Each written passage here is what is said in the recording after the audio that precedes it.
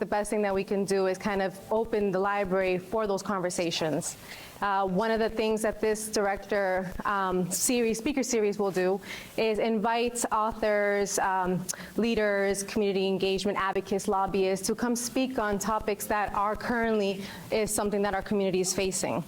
The concept of it is to explore, innovate, and learn. The Library Director Series is where knowledge comes to life.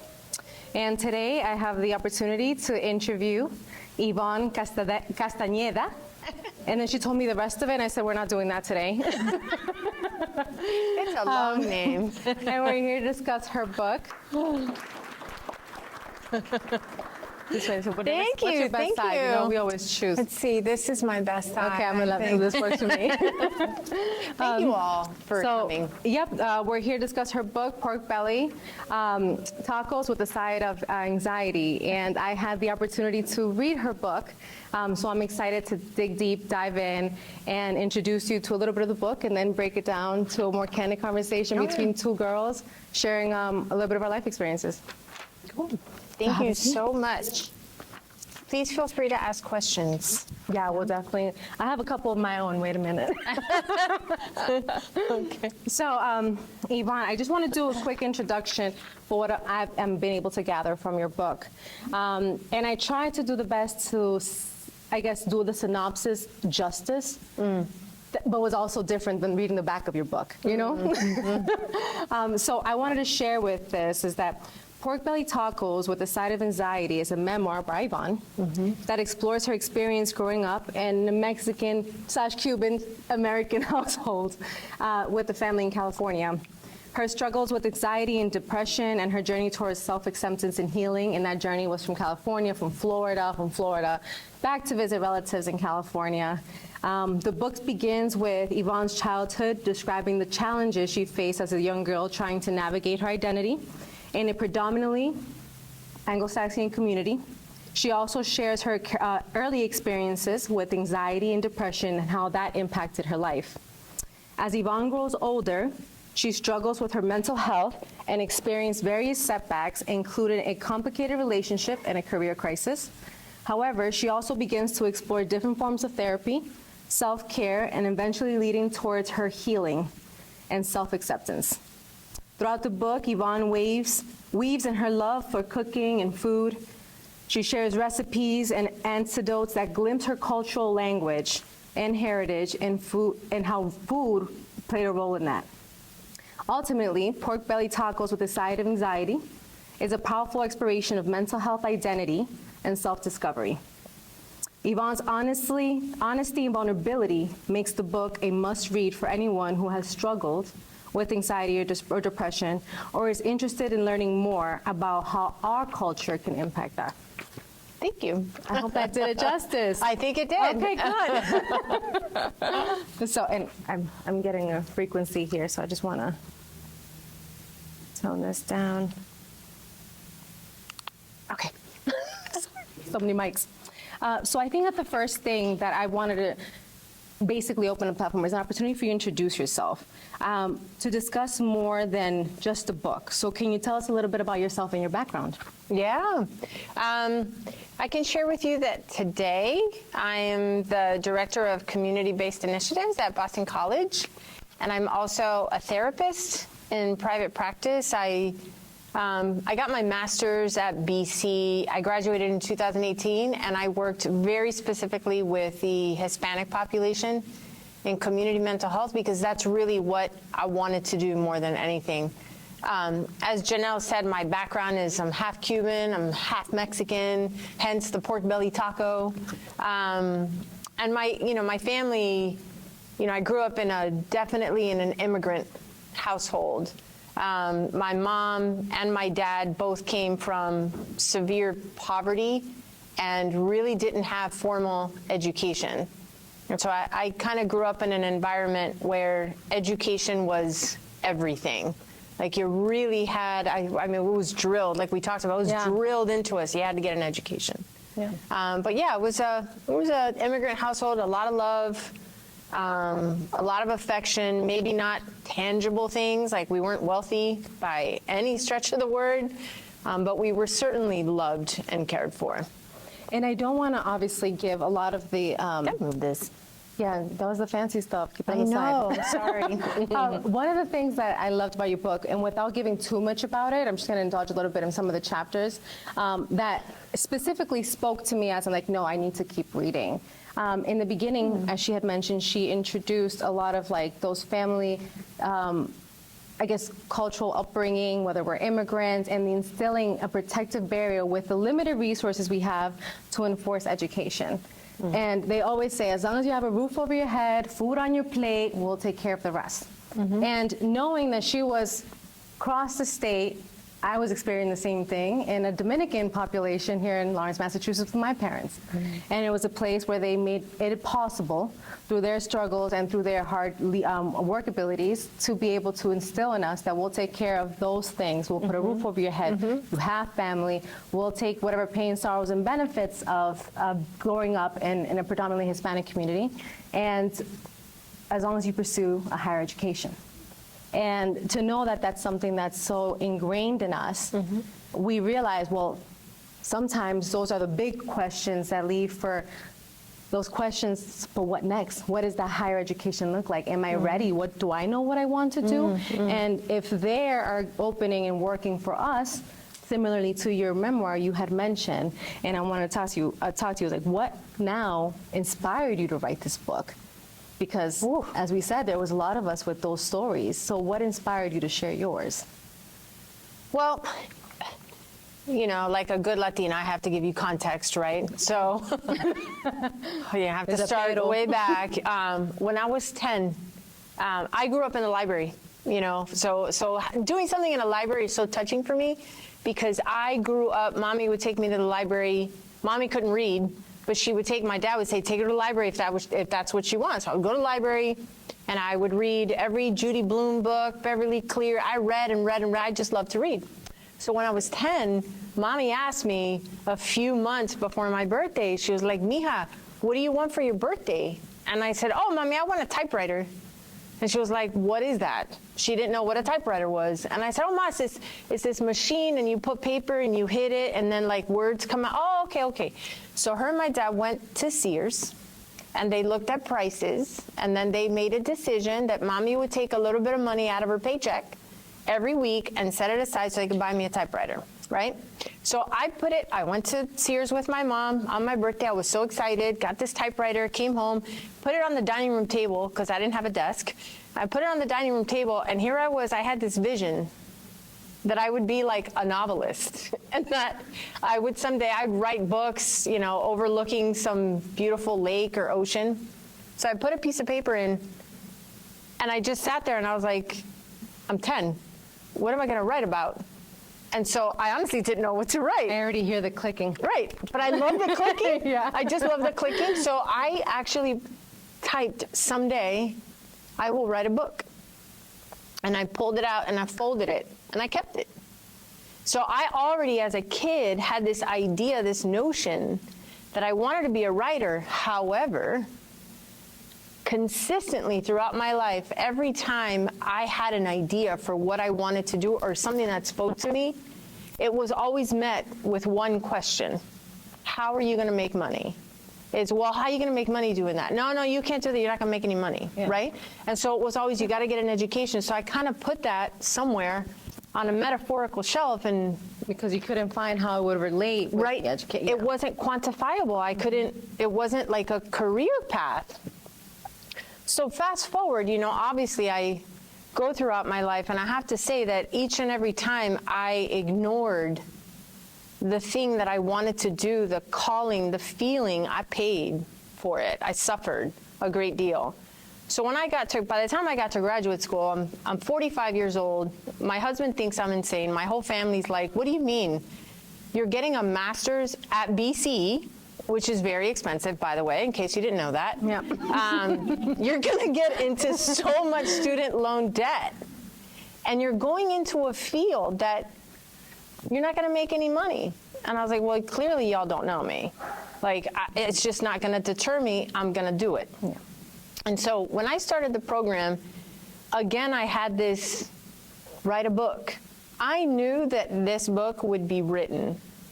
I knew that a long time ago. Even in the throes of bulimia, of depression, of addiction, I knew that there was a book. And I also knew that it was waiting for me. Like, I needed to arrive in the moment, and that then I would know when it was time. I tried a lot of times before I got to graduate school, and it was clunky and awful. I'm like, not ready, not ready. But when I got to graduate school, and obviously I'm studying all things mental health, it occurs to me at the time in my placement as an intern that these girls, these young girls, didn't have books that represented them that talked about mental health, right? Because I couldn't find, I did a search, like a book about mental health written by a Latina for Latinos, and I couldn't find one. And I thought, well, maybe it's time. Maybe I really need to write this book. And so that was really one of the reasons. I think another really profound, like deep reason for it is because when I look back on all that time that I was struggling with depression, with anxiety, and more importantly with alcohol addiction and cigarettes and all of it, I hurt a lot of people. Like, I hurt so many people. And all I could think about was my healing helped me stop hurting people. And so really the reason for the book, for me, is much deeper, is if somebody can find a path to healing with this book, then maybe that means that they stop hurting people. And then we stop hurting each other. I mean, I'm super idealistic and a dreamer, but that's always been the way that I flow. You know, I've always wanted to do something that impacts. And is that world. why you would see, where did it begin for you to incorporate anxiety as part of that journey? That you felt that you were willing at a point to share that, you know, because you see Pork Belly Tacos, you had, if you read, in the memoir, she has beautiful stories to share. She has road trips, her piano lessons, and obviously any frustration that comes with anyone training at a new skill, that practice does not come easy. That's why it's called practice. And we punish ourselves in thinking that the anxiety part of it, Right. but anybody else would just see it just normal. So when did you realize that this is a journey that you needed to incorporate the side of anxiety in it? Like, when did I realize that anxiety was a big piece of it? Piece of it. Oh, that's a great question. I don't know that I knew that it was anxiety until I was in graduate school. We didn't have that vocabulary. My reason why you would know, I'm hearing terms like, you know, in one of the chapters in the beginning, you refer to having bulimia nervosa, and I'm like, did she understand that at that moment that was the term behind it, or did now in her career choice did she realize it? Great question. I knew that it was bulimia. Okay. I knew that, but anxiety, depression, like, I'm in my 50s. Like, those words, and especially in our culture, those words weren't part of our vocabulary. Like, mommy never said, ay, Dios mío, I have so much anxiety. Mommy would say, ay, válgame Dios, my nerves are driving me, like my nerves, mis nervios, you know? And so, you know, whenever somebody was sick, you know, like, I remember I had a cousin who got very, very thin, and her very low mood, like she was lying in bed all the time. And when we asked, what's wrong with her? The answer was, no, it's her nerves. So really what she had was severe depression, and she was suicidal, but for us it was nerves. So I honestly, I don't know that I knew, even when I reached a point where I really felt like I was starting to heal, I don't know that even then I had the word anxiety. It wasn't until much later, like in the past few years, that we've really been able to develop a vocabulary, like, okay, like, this is actually a thing. Like, this thing that you feel, it has a term. It's called anxiety. And so, yeah, it wasn't until much later. You know, and identifying that is truly huge, because as you shared in your memoir, you talked about bulimia nervosa. And for some of us, for example, for me, going and pursuing my careers and pursuing a degree as well, I battle challenges with binge eating. And it was just like a mindless act of eating. I never really knew there was a name for it. I was just, I just had the munchies. Right. But that was actually triggering something else. I was coping with my anxiety to pursue the degree, to finalize it, to pursue the career, and I was coping by mindlessly eating. Right. you know, Right. and I. But you didn't know you were No, coping. Of course Right. not. You just see the weight got add up, the weight would add up, the weight would add up, and the weight would add up. To a point of no return. And then that's when you find out there has to be something more. You know, it just can't be a relationship with myself and food. There has to be something deeper. And then you come across words like anxiety or depression, all those things that you try to then finally align yourself with so that you can find the tools that you need and the resources. Yeah. So in your opinion, why is it important to talk about mental health? Oh, how much time do we have? You know, it's just a part. It's like physical health, you know? Like if you're sick and you don't feel good, right? If you have a fever and you have a sore throat, you go take care of it. You take medication, they tell you to rest, right? We got to do that. And I think it's literally the same thing with your mental health. But a lot of times people ask me like, well, what does that mean, you know, to like take care of your mental health? A big piece of it is just be aware, like develop some awareness, like maybe learn to connect what you're feeling to what you're thinking. Maybe there's a connection there.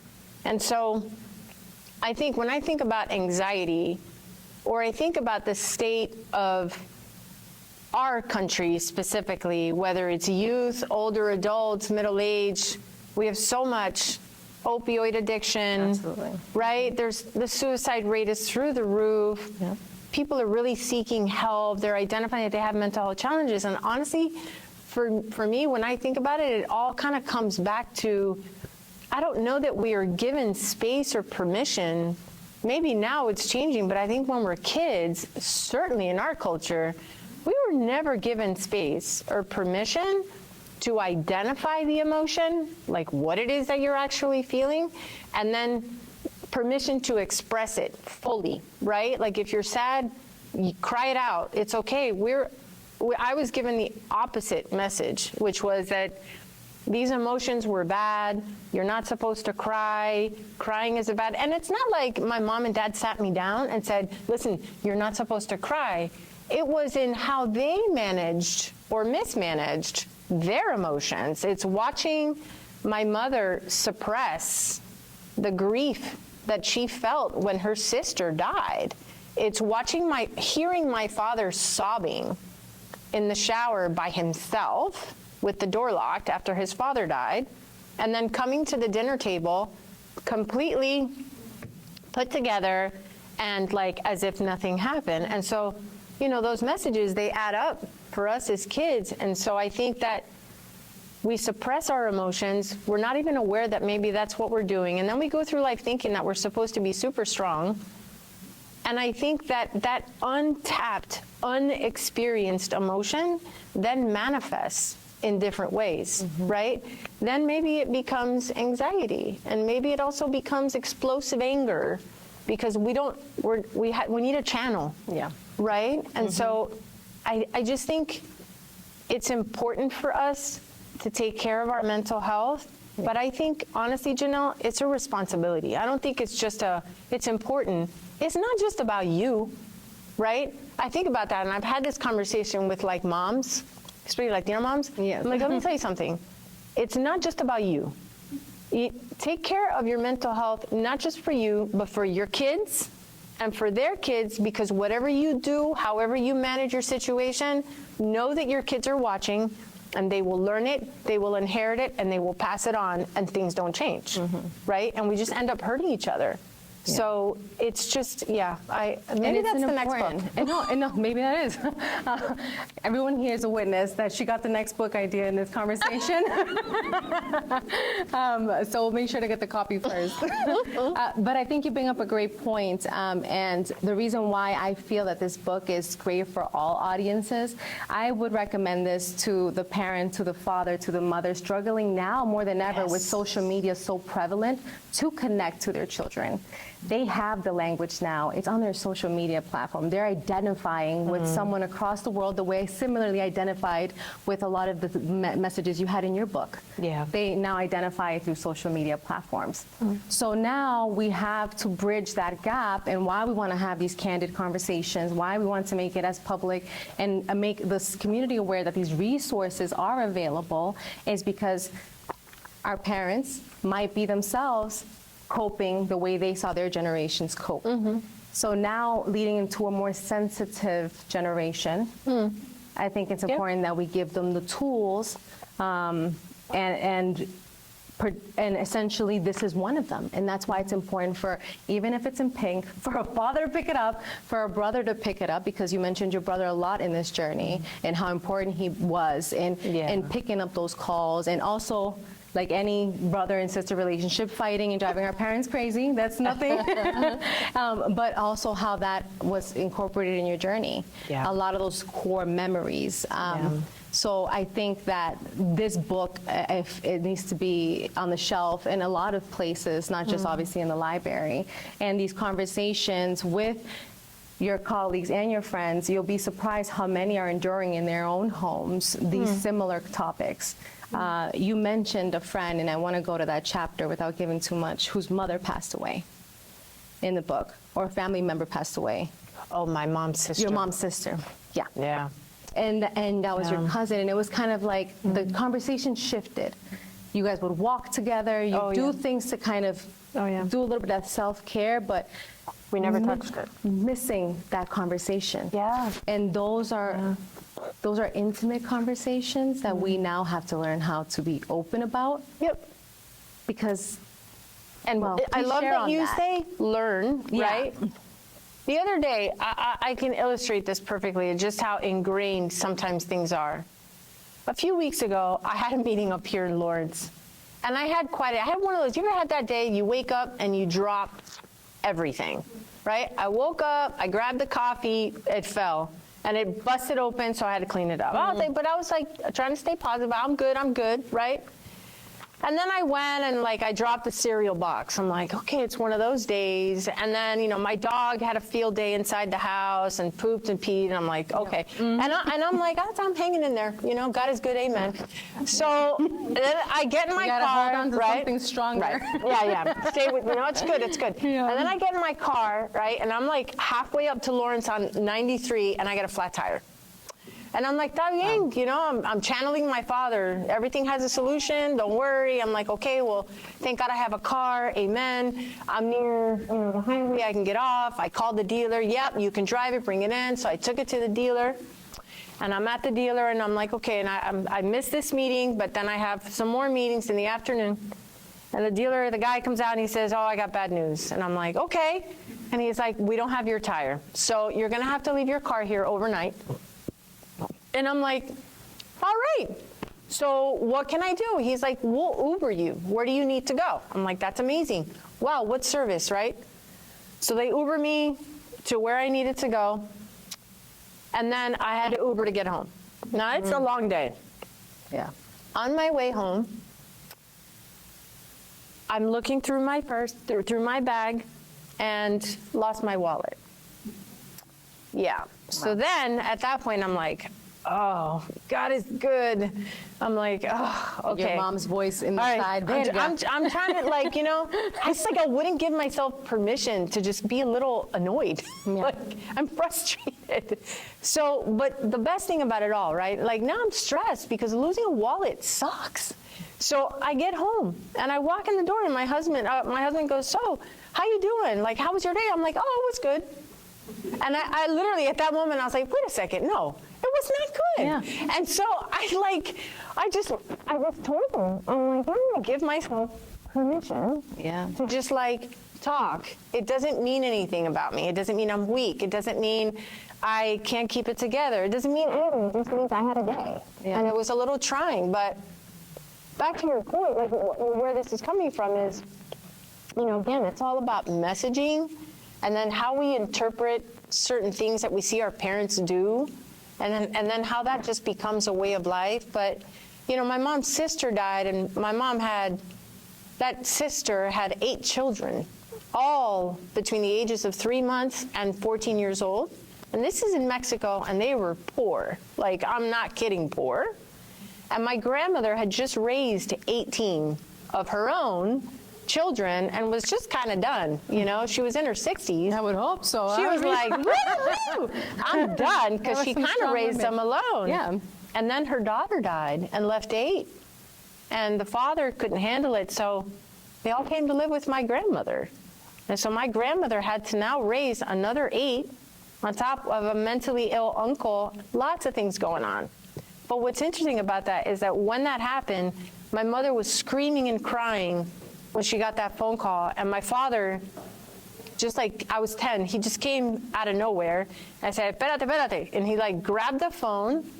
He, you know, talked to my uncle and said, give me a second. Sent my mom to the bedroom where she could talk to my uncle in private. And then he sent us like across the street to the neighbor. After that, I never saw my mom grieve. Never. I never saw my mom like crying. I knew she was upset, but she never cried. She never grieved. And she would tell me later that my aunts, you know, on my father's side, every single time she wanted to talk about it, they would say, no, no, no, no, olvídate de eso, forget about it. Like, it's in the past, you know, she's resting, and you have to be strong for your kids. You have to be strong for your children. You got to move forward. That was really confusing. And then whenever I would visit Mexico and visit my grandmother and these kids in the chaos that they lived in poverty, never did I see any of my relatives crying or grieving. My mom would try to talk about it to my grandmother, and my grandmother would shut her down right away. No, no, no. We don't have to talk about, we're not going to talk about that. Like, it's over. We need to move on. We got to be strong for the kids. But then all these kids ended up with all this unprocessed emotion, and guess what? A lot of conflict, a lot of fighting, a lot of unprocessed stuff. But it also was ingrained in me. Like, you don't grieve. I honestly, like, when I look back on my late teens and 20s and even into my early 30s, I'm astonished at how little I cried. And I had stuff happen. And it's incredible to me that I was celebrated for being so strong. Like, people would say, God, you are so strong, you know? Yeah. Nothing gets to you. You never cry. And I thought that was a magnificent thing. I was completely disconnected from my emotions, you know? And having all of these disconnected, like not being connected to my emotions, again, manifested as, well, I had severe anxiety, and I coped with it with alcohol, binging and purging, cigarettes, over-the-counter sleeping pills, and then later I would use exercise. I was coping. I'm not there yet. I'm going to get to the exercise. But the exercise, it's funny, right? Really, but that's another thing that was celebrated, right? I would go to the gym, work out for 3 hours in the morning, and then I'd go home and do some work. And then I would literally look at my watch, and all I could think about was, okay, I'm going to go to my karate class in the evening, and then after that I can have alcohol, because I was good, right? I was good all day. And I exercised so much, so now it's time for alcohol. Yeah. And nobody thought that was a problem. Everybody thought that was, oh, good for you. You went to karate. Going to the gym. Oh, God, I wish I could be you. And I think, no, you don't. Absolutely, yeah. No, you don't. No, yeah, you're right. Yeah, celebrated. Yeah, and I think that's also a cultural thing too now, because it's very common to go to an event where alcohol is incorporated. You know, before and one time you could smoke on a plane and it was completely legal. You know, a lot of things have changed, but it comes to communicating to yourself, and I think that's something that I can break here and at least share and want to share with you guys, the importance of recognizing when it's appropriate to speak to a therapist, when it's appropriate to seek that help, because I think that's the most difficult part. And perhaps in your field, you've seen those people, whether from cultural backgrounds that are either Hispanic or Latin, or even as far as who go as a different denomination, it's the getting there. Absolutely. because like you said, we suppress as much as we can. Right. Until one, we get sent there mandatory because we're way over our heads. Yep. You know, or you actually get introduced to therapy by someone who's attending therapy. It's never by someone who's not That's in so therapy. true. That's you know? so true. Yeah. That's what, you know, usually Yeah. say, have you talked to a counselor? Have you considered this? Yeah. And it's never someone who's not experienced it Yeah. that recommends it. That's you know? true. I hadn't thought of that. Yeah. I mean, I think, yeah, when you have a friend who's like, oh, my therapist said X, Y, and Z, I think you're more likely then to be like, oh, really? And then if your friend is like, yeah, you know, I talked to a therapist and they helped me a lot and we talk about this, that, and the third. Because I think that there's a lot of misunderstanding about what therapy is. In fact, like there was an article in the New York Times today about whether or not therapy really works. And I really just wanted to write back to this person, not a nice letter, but that's an aside. You know, I think we have this like idea that therapy is like, you know, you go and you lay down. Yeah. Like, no. Or also that you need to have a lot of problems to go to therapy.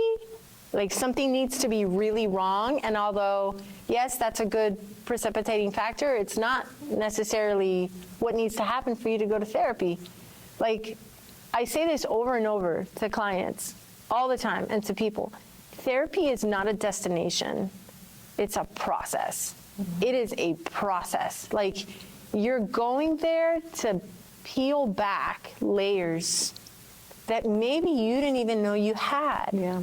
The most incredible thing about therapy that I have found is that people come on day one and they think they know what the problem is. They think they know what they want to work on. And some people are very specific.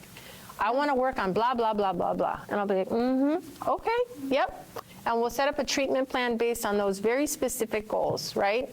And then, of course, time passes, people reveal themselves over time, and they reveal themselves to themselves and discover things. And then suddenly we're realizing that, what you thought was the challenge was not really the challenge. It's something maybe a little bit deeper. And maybe we explore that, and maybe we just talk about it. I don't know. I feel like therapy is such a special, it's like a sacred space, really. You're allowed to be fully you. But the thing with therapy is it's a process. You're not just going to show up being fully you on day one. It just kind of happens, you know? And you got to trust the process and trust that things are going to evolve and that you're going to get to know yourself better. So I don't think of therapy as like just addressing behavior. Yeah. Right? Yes. I don't just address, I say this to clients all the time on day one when we do a consultation, because it's a way for them to know, listen, this is just how I work with people. I always say, if you're looking for somebody to help you cope with your life, I am not that therapist for you. There are a lot of therapists out there that will help you cope. I'm the therapist that wants to help people live. I don't want you to cope with your life. I want you to live your life, not feeling like you need to cope. Yes. And so usually, you know, people I give them time, like think about it. If this is something that you want to pursue, great. And if not, that's okay too. There's lots of therapists. And then the ones who stay are the ones who are like, maybe this is about me getting to the heart, to the core of myself to really understand, you know, how I live my life. And it's, I mean, essentially, yeah, picking a therapist is like picking an extension of your family, you know? And you have to think about it, because you are, in that moment, you're not noticing, but you are attempting to peel back these layers. So you will hit a point of vulnerability, and you might not even know it, whether PTSD, whether you've locked it up, you know, so many things can come underway with that. But one of the conversations that I think that I wanted to share is that based on therapy and how you don't really essentially do the coping mechanism, but you allow them to embrace life, you had mentioned to me, well, yeah, you might think that, you know, maybe I don't drink because I did have a problem with alcohol, or maybe I don't once in a while have a cigarette, you know, because I'm out and about, or, you know, not restricting. You go out and you have a good meal and know that you have now found what? Peace. I found peace. Yeah. Because even like in my late, I always say like I had several bottoms. I didn't just have, you know, that term, like I gotta hit the bottom. I had several, but I remember the first one was getting a tooth pulled. And you wouldn't think that getting a tooth pulled would be such a wake-up call. But for me, it was a huge wake-up call because everybody told me if you keep binging and purging, and for those of you that don't know what that is, it's eating and throwing up on purpose. I was told repeatedly, you're gonna mess up your teeth. You're gonna lose your teeth. I was super vain. Like I was all about my looks. God forbid I lose my teeth. That was a wake-up call. It scared me, you know? Yeah. But I think at that time I was, again, I didn't have a therapist. I had no way of finding one. It was super shameful, no way. But I think I knew even then, like, this isn't just about stopping binging and purging. Like, I was like, I know that there's a deeper issue, but I didn't have the skills. I didn't have the tools. I didn't have a therapist to help me figure that out, but I still kind of knew it. It wasn't until much later, after I relapsed and went back to binging and purging, then using exercise now as another coping mechanism, and drinking so heavily that it shocks me that my friends didn't think I had a problem. I mean, I drank almost 2 bottles of wine every single night for 7 years, plus cigarettes, plus, you know? So there was a lot of that going on, but it wasn't until, you know, the end of that 7 year of darkness that I really endeavored to, okay, these relationships that ended, they were not the person's fault, right? I couldn't blame the guys with whom I'd been for our relationship. I had terrible relationships. And I just knew, I'm like, no, there is something much deeper here at play. It's not about alcohol. It's not about cigarettes. It's not about binging and purging or food or exercise. There's something in me that is broken. And I need to figure that out. And that was probably the hardest, scariest, most revelatory year of my life. It was, because what I made a decision to do in that year was, I am going to stop coping. And let me just see what happens, right? Let me just be with myself without something to make me feel normal, right? And so I stopped doing that. And really what I wanted was peace. I just wanted peace. I wanted to not be, I felt enslaved, you know, by these things that I used all the time. I felt like I wasn't free. Yeah. And that's what I most wanted, was I want to know what it's like to wake up in the morning and not automatically think about at what time would it be appropriate to drink. Yeah. Wow. I want to wake up in the morning and not worry if I can't go to the gym. That was the other thing, exercise, right? You think, oh, it's celebrated, right? But my thought would go to, what if something happened and I I ended up like in a wheelchair or incapacitated and I couldn't exercise anymore? Then what would I do? And so that terrified me. Yeah. I'm like, I don't like relying on these things. It's very scary. And I just knew that I didn't want to live my life like that. Wow. But it was peace that I had to battle for. Yeah. And it was not easy. And I think towards the end of your memoir, you discussed that in the final chapters, which, you know, was relatable in any sense, is that for you to finally hit that point of, how can I find the gap of coping? You know, how do I fill that void that I know won't pick up another form of addiction? You know, like you said, exercise, maybe you pick up dancing. Well, now you're addicted to dancing. You know, we don't know that. It's just the way we incorporate it. And it speaks volumes to me as someone that, you know, goes through the same struggles and identifying them and finding ways to be here for my family, to be here for my colleagues, my friends. I loved how you, in that memoir, concluded that that time alone, that solitude that you took. I think at one point you ended up driving to your parents' house as well for dinner. And your mom was embracing a little bit of the changes you have made for your habits, you know.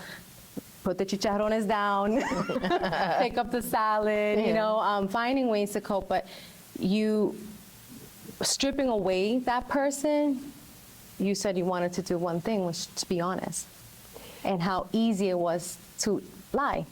Oh, girl.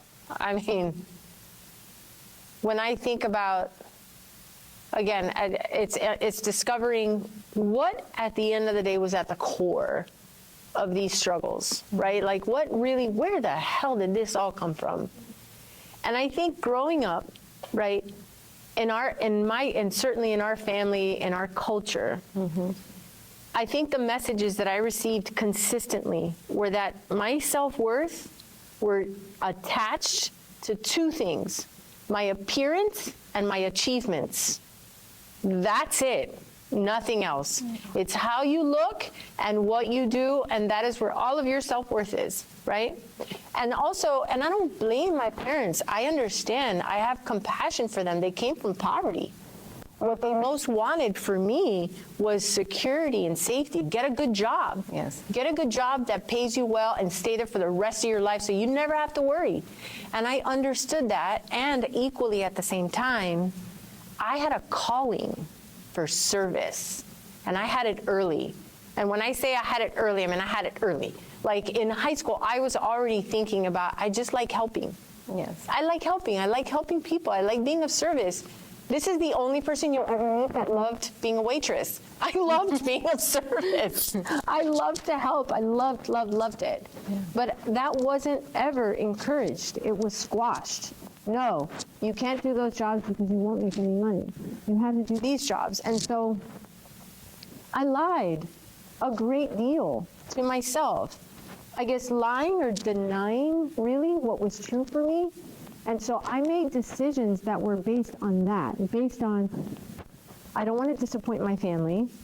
My family has repeatedly told us over and over that they sacrifice everything for us, that they work hard for us. And although I appreciate that and I love that, that was also a lot of pressure. Yes. Right?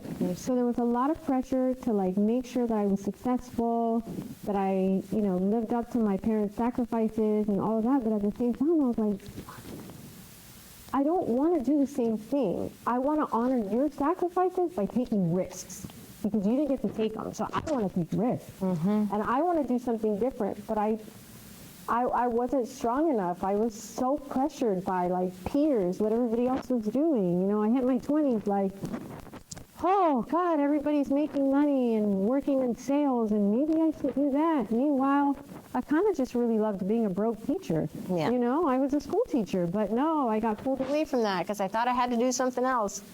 And so there was a lot of denying, a lot of denying. And so the thing that carried me through, I think the voice that I just never forgot was something that my grandmother said to me. Was I was in Mexico right after high school, and I had graduated. I had some scholarships to study music, and I didn't want to go to college because I didn't know what I wanted to be, right? And that's a lot of pressure on a 17-year-old. Figure it out. And so I went to Mexico, and I was staying with my grandmother. And I was talking to my grandmother's asking me if I was going to go to college, and I said, abuela, I don't know. I'm worried. I'm scared because I don't know what I want to do. And she said, is that something that you have to figure out right now? I'm like, yeah, I think so. I just don't want to make a mistake. And my grandmother said these words that really changed my life. She said, mija, ya verás, don't worry. Someday you will know what this life wants from you.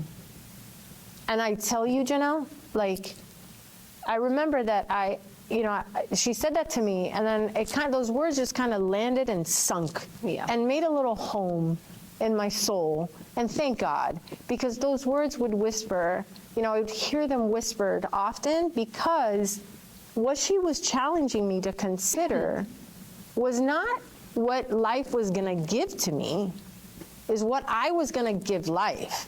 What are you going to offer? And so it aligned with this idea that I wanted to contribute, that I wanted to be of service, that I wanted to help others.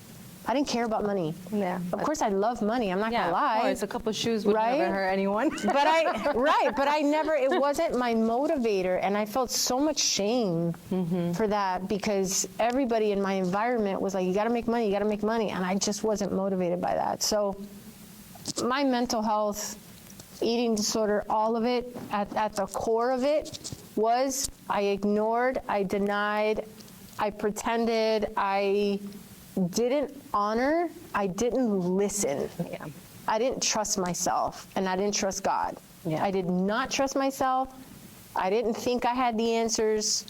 I listened to everybody else, and I did what they thought I should do with my life. And again, I paid for that. And so when I think about like those words and what my grandmother said to me, like, someday you will know what this life wants from you.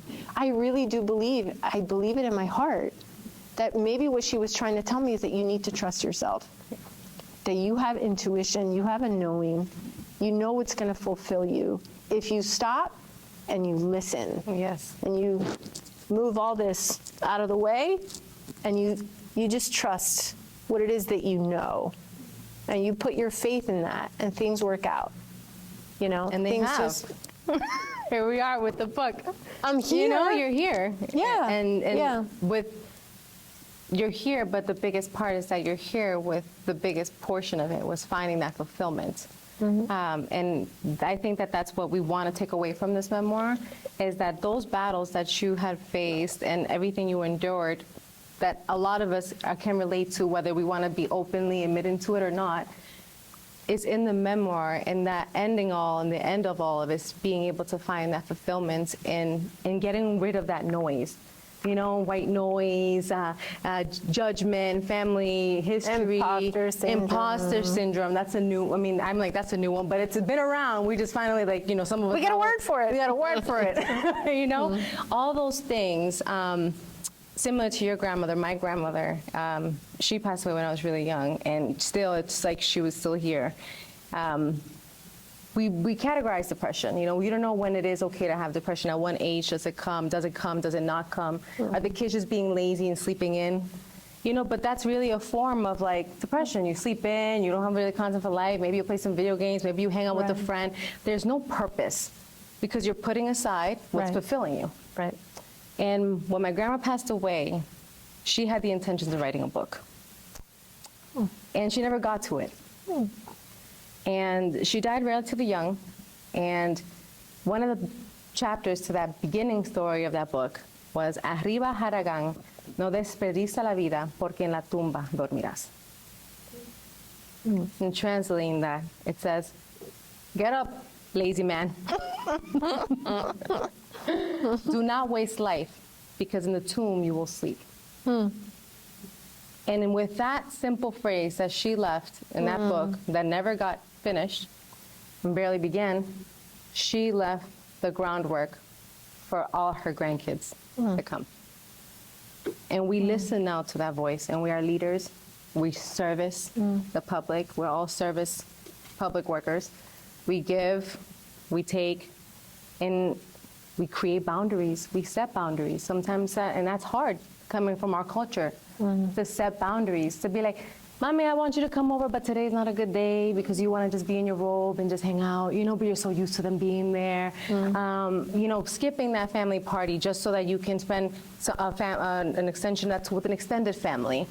All those things were what our grandparents were seeing and leaving a seed just so that we knew that the world was going to come by and pass us by the same way. Right. We're all going to be here for such a short time. Right. It feels like forever, but it's not. Right. So then someday you'll be a grandma and you'll say the same thing, Right. and then hopefully that seed will then be left to fulfill somebody else. Right. So I wanted to, I guess, just end it to this last question, because I think this is very important also to identify, is that, do you think women face a unique challenges when it comes to mental health? Oh my And God, I say yeah. that because your mom was a really important character in this book. Obviously, our moms are huge in our book, but just how she would lean on prayer.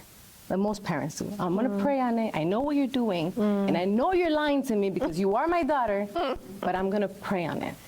Yeah.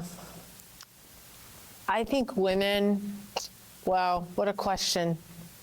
Again, like, do we face unique challenges? 100%. Like, certainly in our culture, the way that I was brought up was your role on earth is to be of service to a man, right? Like you serve your husband, they're in charge, you give him a child. Like your whole purpose is to just make sure that your husband is okay because he takes care of the whole family. And I just think that there are a lot of women that are just not wired for that, or maybe just had different thoughts about what they wanted to do with their life, and maybe that was suppressed and they weren't able to just, it was a different world. I mean, I'm glad the world is the way that it is now, right? Women do have more. It has been changed a lot of. It has changed, and it hasn't at the same time. Absolutely. But I also, I have to say, I think also men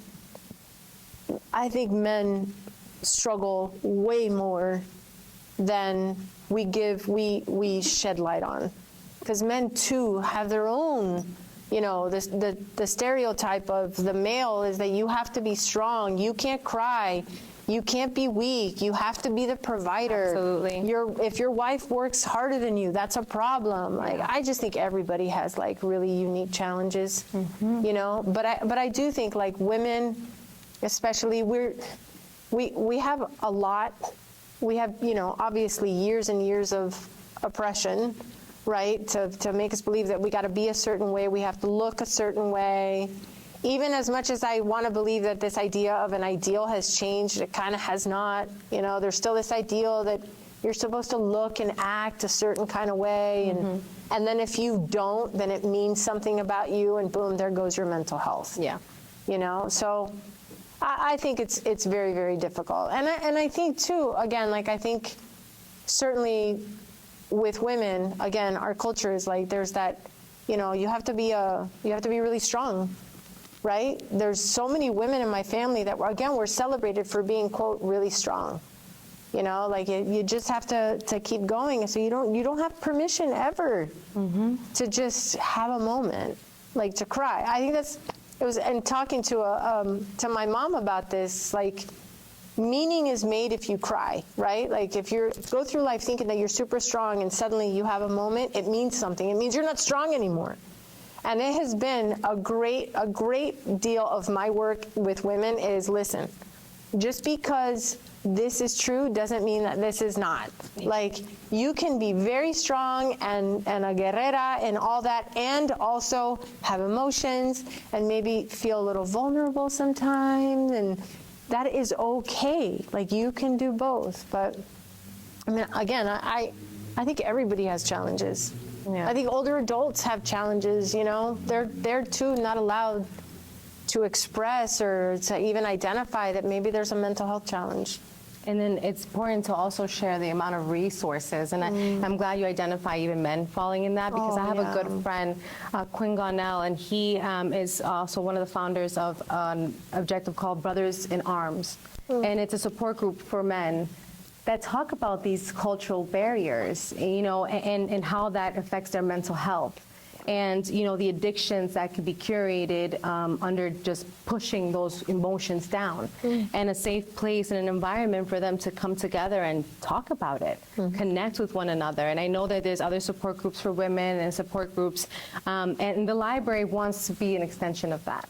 So I just want to take the opportunity to thank you, Yvonne, for being here. And I know that I can open it up for a few questions. Sure. I know it's 7:21. So Sure. if anyone has a few questions they would like to ask the author, we do have some copies of her book left. So if you're looking to get some signed, they will be available here. And of course, we'll actually be circulating them as well in our library. So if you are a library user, please know that that book will remain part of our collection in our resource center as we continue the conversation. And make sure that we don't forget the importance of having leaders and our culture speak up about the feelings. And hopefully around this room, we see other writers sharing their story. Yeah, definitely. Definitely. Thank you. Thank you. I have a question. Argentina. I just wanted to say your name. Very, very curious with the name of the book. Why pork, belly, tacos, and Oh, a lot of chicharrones in that book. Very crazy to pork. Well, in our culture, we're Cuban, half Cuban, so, you know, the pork is everything. And pork belly, especially chicharrón, you know? So when I was really going through it, like with bulimia, you know, mommy had a habit always. Papi would buy chicharrones, like at a market, and bring them home. And then mommy would it could be like 8 o'clock in the morning. She would throw a tortilla, heat it up, and then grab herself some cold pieces of chicharrón, put it in there with some salsa verde, and like make herself a little taco. And boy, that would stress me. It would cause me a lot of anxiety because I'd be drooling. again, I had such a battle with food. If I eat that, then I'm gonna gain weight again, and it just inspired anxiety all the time, you know? And so it wasn't the original title. The original title of the book was Lost and Found. Wow. And then, but it didn't like resonate with me. I was like, no. And then I remember one time I was lying in bed. It was like the middle of the night. And I was trying to bring together my two cultures. Like, how do I bring it together? I'm not kidding you. It just popped. Boom. It was like pork belly tacos.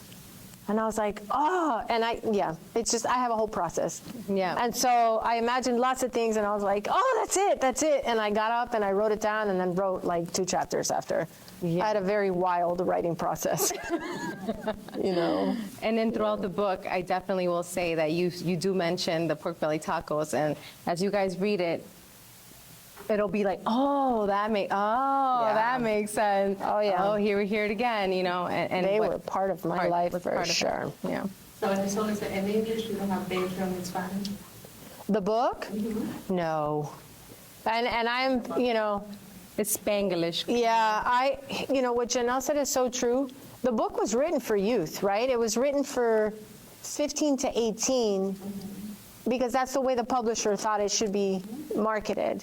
Truthfully, I probably have had more people that are parents, grandparents, reach out to me and say, you know, I made so many connections for myself.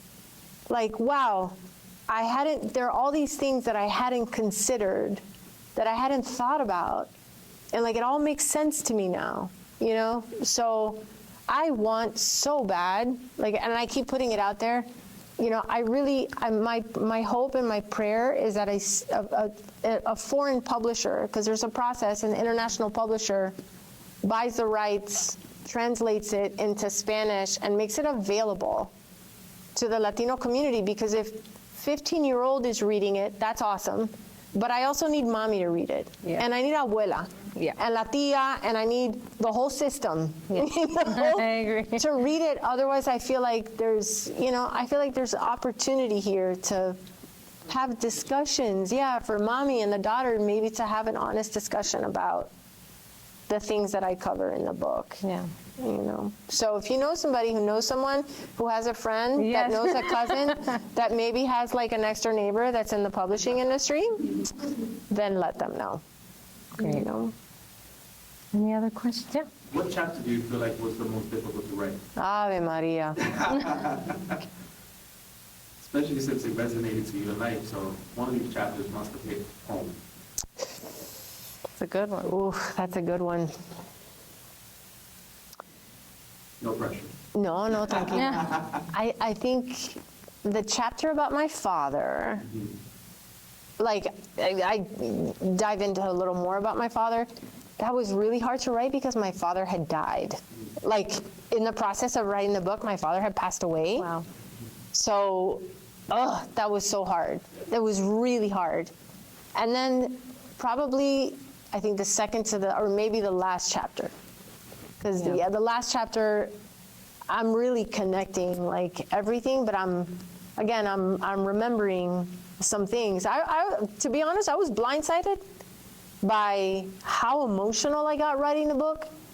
It just goes to show, you think, you know, I have peace, and I do have peace and all that, but damn, like just reliving a lot of this and remembering a lot of things, like, wow, it was hard. It's triggering. It was super triggering. It was super triggering.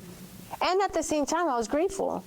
Because I was like, you know, maybe that just means I have room to grow, right? I feel like when you stop feeling uncomfortable, you've stopped growing.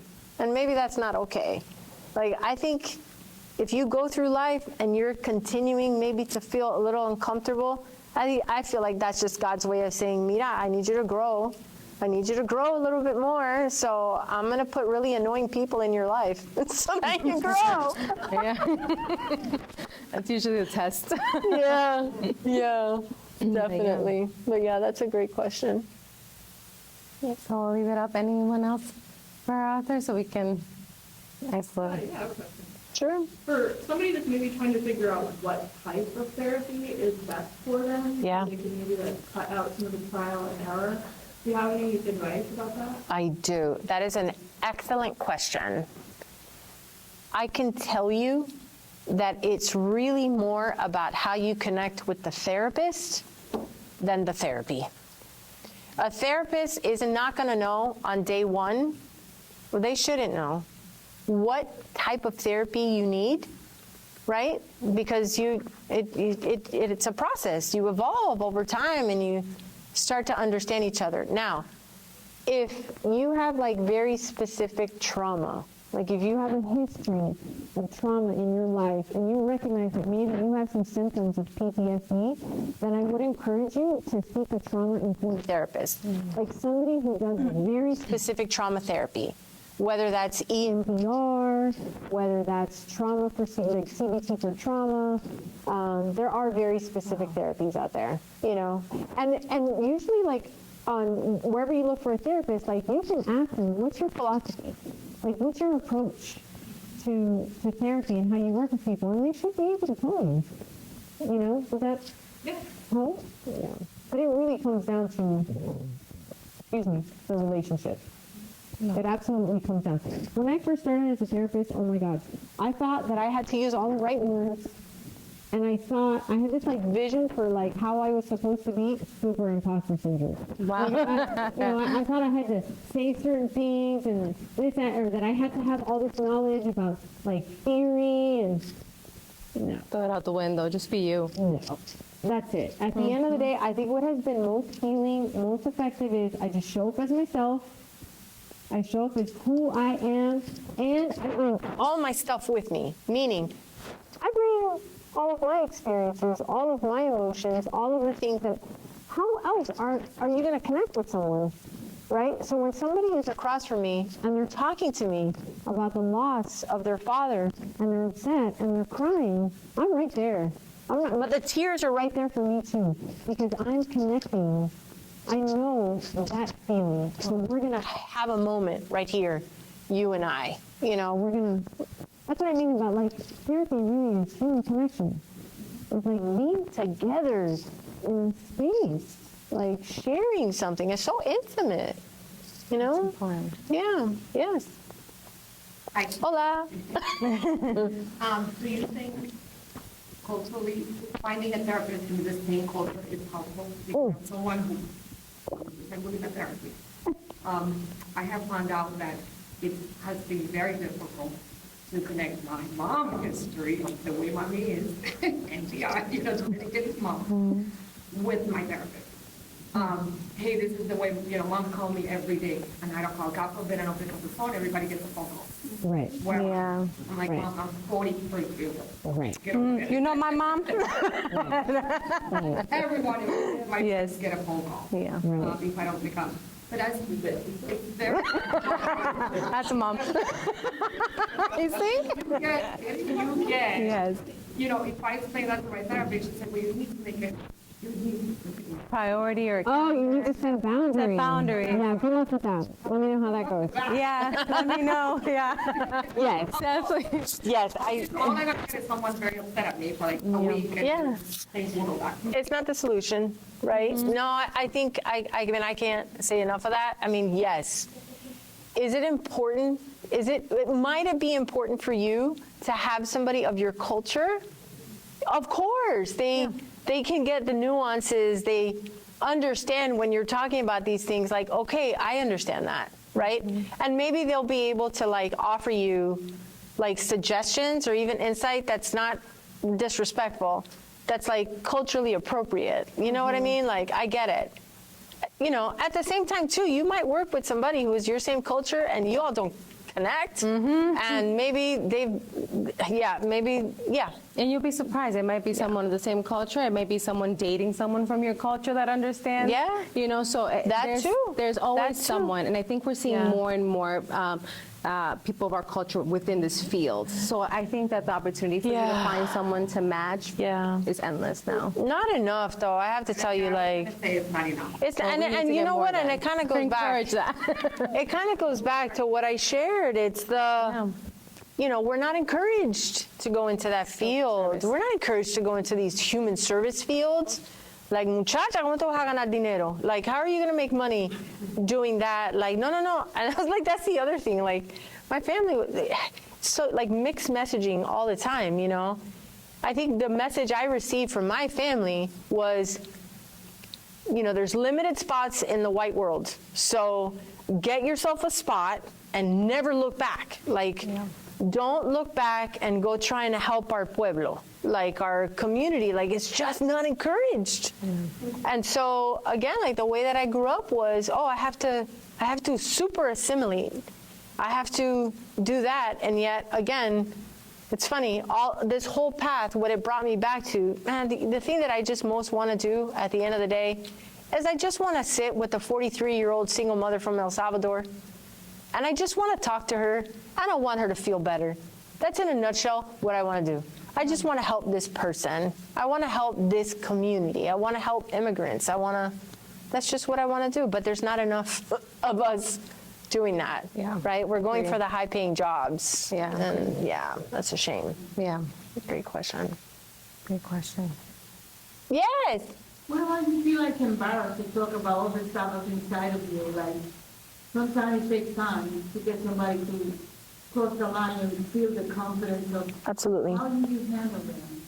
As a therapist, I understand, I respect, I don't push. I understand that it's not that they're trying to get comfortable with me, right? It's not about me. Is they're trying to get comfortable with themselves and like being very honest about how they're feeling. Most people I work with, they don't know how they feel. They really don't. It's a process. They kind of have to get there. Yeah. And then to get there and then be comfortable, like crying or talking about it. I'm not kidding. I have clients that I will work with them and we will do this dance for a year, say. And maybe after that, the relationship is so good and so strong that then suddenly now they're sharing a little bit more. And now they're really crying. And it's interesting because I always get, they cry and then they're like, I'm so sorry for crying. And I'm like, Where else would you cry?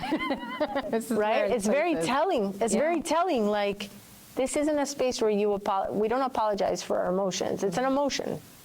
It's an emotion. You're allowed to have it. Just have it, right? Have it right here with me. Let's have it together. Yeah. So I'm just wait. I just wait. I wait. Give it time. Well, thank you, Yvonne, for You're welcome. again, a memoir, Pork Belly Tacos with a Side of Anxiety. Thank you for being honest and vulnerable with us and Heck sharing yeah. and being part of our journey, because now I'm incorporating this into our journey. So I appreciate it, and thank you everybody for coming. Thank you. Thank you so much. Thank you. So Thank you if anybody much. would like to, there's some books over there to grab a signature, a sign. The author's here. Oh, yeah, Feel I'll free sign to grab some hors d'oeuvres on your way out, some refreshments. And again, I appreciate you guys, and stay tuned for the next speaker series. Thank you for coming. Thank you. Thank you,